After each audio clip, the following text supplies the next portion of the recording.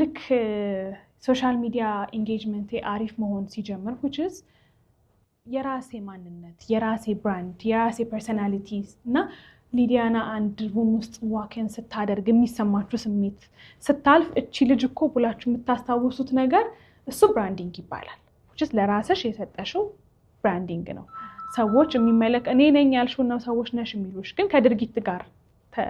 አብሮ ሆኖ ነው ይሄ ነገር መሆን የሚችለውና ሶ ያንን ብራንዲንግ ራሴ ላይ የሰራኋቸው ስራዎች አሉ የቀድሞ ስራዎቼ ውጤቶች ብዙ ነገሮች አሉ ሶ ሎካል ክላይንቶች አሉኝ ግን ቀስ እያለ የኔ ስራ ወደ ኢንተርናሽናል እየገባ መጣ ራሳቸው ኢንተርናሽናል ክላይንቶቹ ነው ሪች አውት የሚያደርጉኝ ሶ አሁን ያንቺ ዱባይ ቱሪዝምን አሁን እሱን በጣም ትልቁ የሰራሁት ስራ ነው ላይክ እስከዛሬ ከተሰሩት ውስጥ ኖርማሊ በጣም ብዙ ሎካል ክላይንቶች አሉኝ ከነሱ ጋር ሰርቻለሁ ወደ ኢንተርናሽናል ግን ስንገባ እንደነ ጆኒ ዋከር እንደነ ትራንስፈር ግራቲስ ከዛ አሁን ዱባይ ቱሪዝም አለ ከዛ ቴክኖም ኢትስ ኢንተርናሽናል ካምፓኒ ከቴክኖም ጋር ሰርቻለሁኝ ያንጎ ኢዝ ኢንተርናሽናል ካምፓኒ ያንጎም ጋር ሰራለሁኝ ዱባይ ቱሪዝም ኢዝ ኢንተርናሽናል ካምፓኒ ብዙ ኢንተርናሽናል ካምፓኒዎች አሉ አሁን እንኳን ገልጬ መጥራት የሚከብዱኝ ማላስታውሳቸውና ከነሱ ጋር ስሰራ ብዙ ልምዶችን አግኝቻለሁ ልክ ግን የዱባይ ቱሪዝም ኢማጂን አንድ አገር አምኖባችሁ ሀገሬን አስተዋውቁልኝ ብሎ ከሀገራችሁ ወስዶ ኢትዮጵያዊት አንድ ሳውዝ አፍሪካ አንድ and ኬንያ አንድ ሶስታችን ነበር ካምፔኑን እየሰራን የነበረውና በጣም ታዋቂ የሚሰሩ ሰዎች በሀገራቸው በጣም ታዋቂ እና እዛ ጋም ያሉት ሰዎች እንደውም 50 60 አልሽኝ እኔ ቁጥር የደረስኩት 100 ላይ ነው 100 ላይ አቆምኩኝ ይሄ ቢሃይንድ ዘ ሲን ነው የምላችሁ ካሜራ ውስጥ ያለ ነው እኛ 3 አለን ከዛ ደግሞ አጋዥ ደግሞ አክትረሶች አሉ ከኋላ ምናምን አክትረሶች ሶ ከካሜራው ጀርባ 100 ሰው ከሆነ ምን አይነት ስራ ሊሆን እንደሚችል አስቡት እሱንም ቁጥሬ አልጨረስኩትም አልችልም መሄድና አቆምኩት ሶ በጣም ትልቁና በህይወቴ የሆነ የምትመኙት ነገር የለም እግዚአብሔር የምመኘውን ነገር ያሳካልኝ ትልቁ ፕሮጀክት እሱ ነው ብዬ አስባለሁ ስራዎቹንም ካያችኋቸው በጣም ቆንጆ ለኔም እግዚአብሔር ደግሞ ያለው ብራንዲንግ ላይ ራሱ ጨመረበት ማለት ነው ከነሱ ጋር መስራቴ ለኔም በጣም ትልቅ አስተዋጽኦ አድርጎልኛል በጣም አሁን የኢትዮጵያ ማስታወቂያ ሰንሰራ ከነሱ የተማርኳቸው ነገሮች አሉ በየሄድኩበት ግዴታ ስክሪፕቶና ወረቀት ይዘን ትምህርት ቤት መግባት ሳይሆን አብረውን ከሚሰሩ ሰዎችም እንማራለን እንዴት ዳይሬክት እንደሚያደርጉ እንዴት ሙድ ቦርድ እንደሚዘጋጅ ስክሪፕት እንዴት አድርገው ዳይሬክተሩ እንዴት እንደሚያስጠና እንዴት ያሁላ ሰው እንግዲህ መመገቡ ብቻ ስራ ነው ባይ ዘ ወይ የየራሳችን ትሬል አለን which is ሳሎን ያለው ልብስ መቀየሪያ ያለው መታጠቢያ ሜካፕ መስራት ለሶስታችንም አንድ ትሬል ተሰጥቶናል ሶ እዛ ውስጥ ነው እንትን የምንለው እነዚህን አስቡት እንግዲህ እኛ ሀገር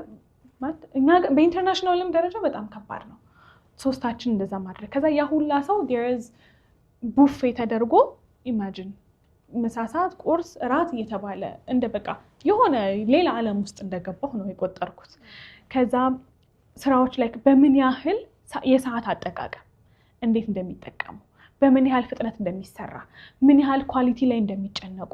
አሁን የራሴ እዛ ጋር ዳይሬክት ሲደረግ ስራውን ስሰራ የተማርኩት ፐርሰናል ትምህርት አለ ግን ደግሞ ማርኬቲንግ ካምፓኒ አለኝ ማስታወቂያዎችን ፕሮዲዩስ አድርጌ እሰራለሁ ለሱም ጠቅሞኛል እንዴት ነገሮች እንደሚሰሩና እግዚአብሔር እንግዲህ እንደዚህ አይነት ትልቅ ደረጃ ላይ አድርሶ አንድን ሀገር እንድታስተዋውቂ እድል ሰጥቶ ሲያበቃሽ በጣም ደስ ይላል እንዴት አገኘሹ ደግሞ ለሚለው ጥያቄ ከዚህም በፊት ተጠይቄያለሁ ምክንያቱም የተለመደ ሳይሆን ይሄ እኔ እንጃ improbable there's possible ከዛ improbable there's impossible it's impossible አይደል the thing is not possible እኔ አሁን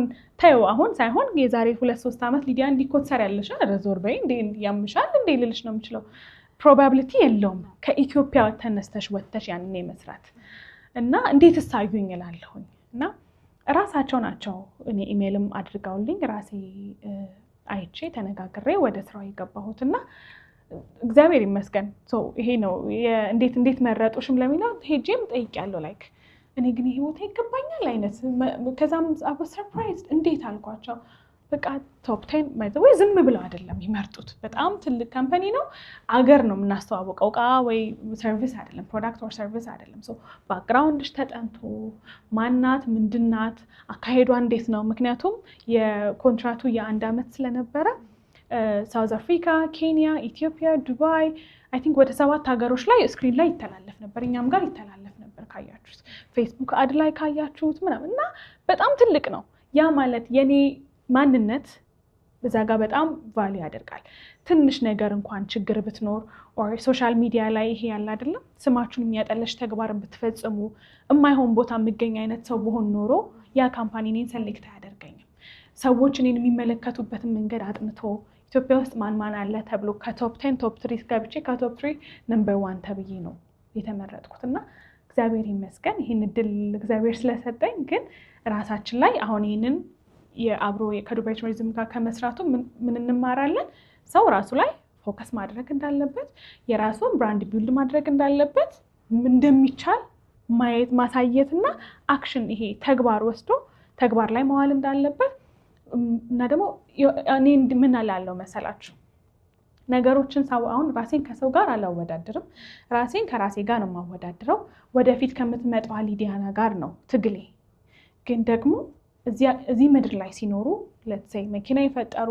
ፕሌን የፈጠሩ አይደል መብራት የፈጠሩ ሰዎችን ተመልከቷቸው ነው። እነሱ የቻሉት እኛ ምን ያቀተናል? እነሱ እጅ አላቸው እጅ አለን፣ እግር አላቸው እግር አለን፣ ጭንቅላት አላቸው አለን፣ ክንፍ የላቸው። ምንም የተለየ ተፈጥሮ እግዚአብሔር አዳልቶ አልፈጠረላቸውም። እነሱም ሰው እኛም ሰው ሆነን እዚህ ምድር ላይ ተፈጥረን የሆነ ነገር መፍጠር አለመቻል ያሳዝናል። እና አሁን መሳተፍን ብቻ ሳይሆን ነገሮችን የማድረግ የመፍጠር የሆነ ነገር ክሬት የማድረግ በራሳችን ስኬታማ መሆን እንችላለን። ለምን እነዛ ሰዎች ያደረጉት እኛ ያቀተናል ብለን ማመን የለም።